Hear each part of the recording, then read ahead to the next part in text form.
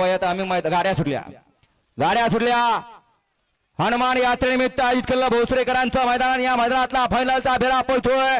गाड्यात वाजले 5:06 आणि कोण होतोय 1 नंबरचा मानकरी अतिशय सुंदर आणि शेवटच्या क्षणाला तोंड काढलं आणि बालाने वळलं निर्विवाद वर्चस्व पटकावलं।